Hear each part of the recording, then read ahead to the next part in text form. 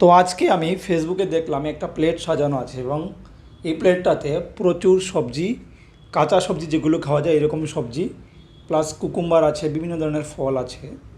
তো এটা নাকি মানে কমপ্লিট ডায়েট, একটা রাত্রের ডায়েট, এটা ক্যাপশনে লেখা আছে। তো এইবার দেখুন, শুধুমাত্র আপনি যদি ফ্রুটস, স্যালাড আর সবজি খান, তাহলে এখানে কিন্তু খুবই কম ক্যালোরি আপনি পাবেন। আপনার যে বেঁচে থাকার যে একটা মিনিমাম ক্যালোরি রিকোয়ারমেন্ট রয়েছে, এই ক্যালোরিটা আপনার ফুলফিল হবে না। আপনি যদি ধরুন 100 গ্রাম শশাও খেয়ে থাকেন, তাহলে আপনি মাত্র 20 কিলো ক্যালোরি এনার্জি পাবেন। মানে আপনি যদি 1 কেজি শশা খান, তাহলে আপনি 200 কিলো ক্যালোরি আপনি এনার্জি ফুলফিল করতে পারবেন। তো এই হচ্ছে ব্যাপার আর কি। আপনি ডায়েট করবেন ঠিক আছে, কিন্তু ডায়েট করার পাশাপাশি আপনাকে শুধু ক্যালোরি দেখলেও হবে না।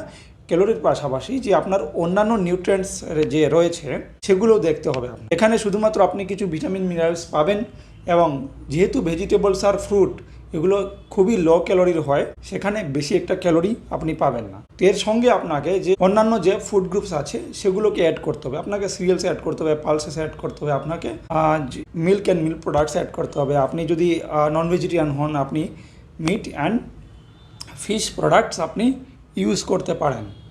তো এগুলো সব কিছু মিলিয়ে কম্বিনেশন করে আপনাকে খেতে হবে। শুধুমাত্র আপনাকে স্যালাড খেলেই হবে না।